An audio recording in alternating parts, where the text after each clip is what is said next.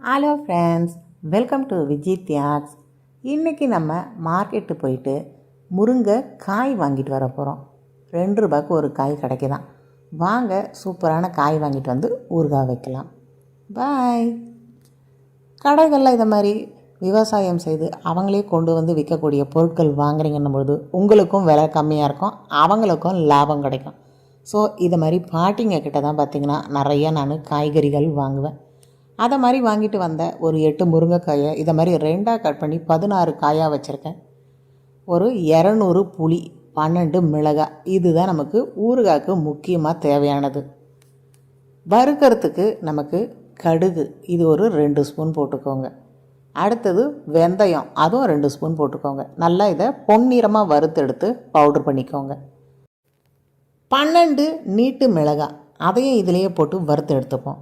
மிளகாய் எப்பையும் ஊறுகாய்க்கு நீங்கள் வறுத்துட்டு பொடி பண்ணிங்கன்னா வாசனை சூப்பராக இருக்கும். சில பேர் சில்லி பவுடர் அதை போட்டுட்டு ஊறுகாய் பண்ணுவாங்க. அதை மாதிரி பண்ணிங்கன்னா உங்களுக்கு ஊறுகாயோட டேஸ்ட்டு கம்மியாயிடும். ஸோ இதிலே நான் நீட்டு மிளகாய் போட்டாச்சு. நல்லா இதை வறுத்து எடுத்து பவுட்ரு பண்ணி எடுத்துக்கலாம். இதே டைமில் நம்ம கட் பண்ணி வச்சுருக்க இந்த முருங்கைக்காயை ஆவியில் வச்சு வேக வச்சுக்கலாம். எவ்வளவோ காய்களில் வித்தியாசமாக ஊறுகாய்கள் பார்த்துருப்பீங்க. ஆனால் முருங்கைக்காயில் நீங்கள் ஊறுகாவே பார்த்துருக்க மாட்டீங்க. ரொம்பவே டேஸ்ட்டாக இருக்கும். நிறைய முருங்கைக்காய் எனக்கு கிடைக்கும் பொழுது இதை மாதிரி முருங்கைக்காய் ஊறுகாய் வைப்பேன். அதுவும் நம்ம மரத்து காயில் தித்திப்பாக இருக்கும் பாருங்கள், அந்த மாதிரி காயில் வச்சேன்னா இன்னும் டேஸ்ட்டு சூப்பராக இருக்கும். இப்போ நான் 200 கிராம் புளி ஊற வச்சுருக்கேன். இதை நம்ம ஒரு தேன் மாதிரி கெட்டியாக கரைச்சி எடுக்கணும், நிறைய தண்ணி ஊற்றாமல். இப்போ நம்ம இட்லி பாத்திரத்தில் இட்லி அவிக்கிற மாதிரி மேலே வச்சு இதை அவிச்சு எடுத்துக்கலாம். நமக்கு இந்த பச்சை கலர் போயிட்டு லைட்டாக ஒரு பச்சை கலர் வரும், அந்தளவுக்கு ஒரு 10 நிமிஷம் கணக்கு வச்சுக்கோங்க. ரொம்ப நேரமும் நீங்கள் வேக வச்சிங்கன்னா குழன்னு ஆகிடும்.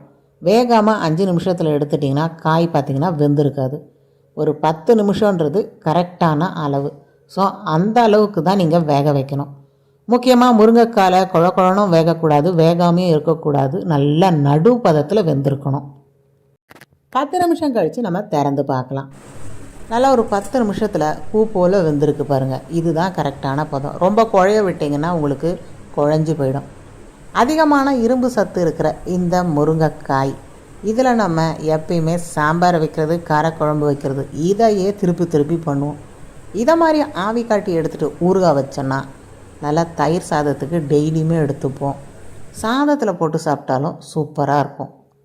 வேக வச்சதை இதை மாதிரி நடுவில் கட் பண்ணி எடுத்துட்டு நல்லா இது மாதிரி ஷார்ப்பாக இருக்கிற ஒரு ஸ்பூன் எடுத்துக்கோங்க. தட்டில் கீழே வச்சுட்டு இந்த வெந்திருக்க சோறு இருக்குது பாருங்கள், இதை அப்படியே மொத்தமாக வழித்து எடுக்கணும். இந்த சோறு வச்சு தான் நம்ம இன்றைக்கி ஊறுகாய் செய்ய போகிறோம். இன்றைக்கி நான் ஒரு 8 முருங்கைக்காய் எடுத்திருக்கேன். நீங்கள் ஒரு நிறைய முருங்கைக்காய் எடுத்து பண்ணாலும் டேஸ்ட்டும் சூப்பராக இருக்கும். முருங்கை மரம் பார்த்திங்கன்னா இந்தியாவில் நிறைய விளையக்கூடியது. இப்போ பல நாடுகளுக்கு இந்த மரங்கள் போயிட்டு நிறைய நாடுகளில் இந்த மரங்கள் இருக்குது. அங்கேயும் பார்த்திங்கன்னா முருங்காய் அப்படி தான் சொல்லுவாங்க. இந்த காய் நம்ம நிறைய எடுத்துக்கும் பொழுது நோய் எதிர்ப்பு சக்தி அதிகமாகுது, செரிமானத்தை தூண்டுது. அதனால் பசி எடுக்கலன்றவங்களுக்கு நிறைய இந்த காய்களை பயன்படுத்தலாம். இதயத்தை நல்லா ஆரோக்கியமாக வச்சுக்கிற தன்மை இந்த முருங்கைக்காயில் இருக்குது. சருமம் பார்த்திங்கன்னா நல்லா பளபளப்பாக இருக்கும் முருங்கைக்காய் எடுத்துக்கிறவங்களுக்கு. ரத்தத்தில் சர்க்கரை அளவையும் நார்மலாக வச்சுக்குது. கண் பார்வையும் பார்த்திங்கன்னா சீராக வச்சுக்குது. ஸோ குழந்தைங்களுக்கு நிறைய இந்த காய்களை கொடுங்க. எடை லாஸ் பண்ணணும்னு நினைக்கிறவங்க இந்த கொழுப்பு கரையிறதுக்கும் இந்த முருங்கைக்காய் நல்லா பயனளிக்குது. கர்ப்பப்பையை நல்ல ஒரு பலவீனமாக இருக்கிறவங்களுக்கு நல்லா பலப்படுத்தக்கூடியது தான் இந்த முருங்கைக்காய். ஸோ இன்னும் நிறைய பயன்கள் சொல்லிகிட்டே போகலாம். இப்போ நம்ம முருங்கைக்காய்க்குள்ளே இருக்கிற இந்த சோறு ஃபுல்லாக எடுத்து வச்சாச்சு.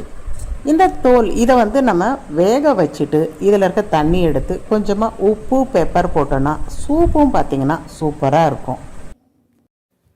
முருங்கைக்காய் ஊறுகாய்க்கு நல்லா இது மாதிரி செக்கு எண்ணெய் போட்டுக்கோங்க. 1 ஸ்பூன் அளவுக்கு கடுகு, 1 ஸ்பூன் அளவுக்கு வெந்தயம், இதையும் போட்டு நல்லா பொன்னிறமாக இதை வறுத்து எடுத்துக்கோங்க. இதை வறுக்கும் பொழுதே நம்ம அந்த முருங்கைக்காய் சோறு பார்த்திங்கன்னா நீட்டாக இருக்குது. இதை தூளாக கட் பண்ணி எடுத்துக்கோங்க. அப்போ தான் ஊறுகாயில் பார்த்திங்கன்னா நமக்கு சின்ன பீஸாக கிடைக்கும். எந்த அளவுக்கு இந்த சோறு நம்ம வதக்கி எடுக்கிறோமோ அந்த அளவுக்கு ஊறுகாய் சீக்கிரம் கெட்டு போகாமல் இருக்கும். 200 ml செக்கு நல்லெண்ணெய் அதை போட்டுட்டு நல்லா காஞ்ச பிறகு இப்போ நம்ம எடுத்து வச்சுருக்க இந்த முருங்கைக்காய் சோறு இதை போட்டுட்டு நல்லா வதக்கி எடுத்துக்கோங்க. எந்த அளவுக்கு இந்த காய்களை வதக்கி எடுக்கிறோமோ அந்த அளவுக்கு ஊறுகாய் சீக்கிரம் கெட்டு போகாமல் இருக்கும். கடைகளில் ப்ரிசர்வேட்டிவ் போடுறதால ஊறுகாய் பார்த்திங்கன்னா கெட்டு போகாமல் இருக்கும். இப்போ நம்ம வீட்டில் இது செய்கிறோம், இதில் ப்ரிசர்வேட்டிவ்லாம் எதுவுமே போட போகிறதில்ல.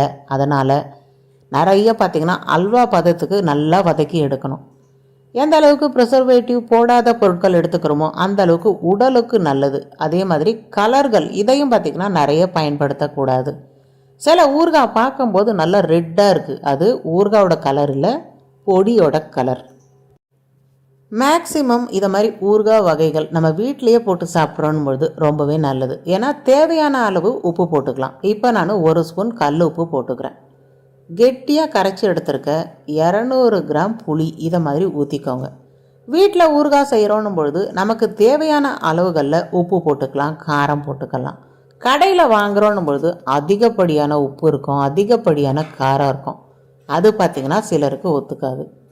இப்போ பொடி பண்ணி எடுத்துருக்க கடுகு வெந்தயம் இதையும் போட்டுட்டு எண்ணெயில் நல்லா கைவிடாமல் வதக்கி எடுத்துக்கோங்க.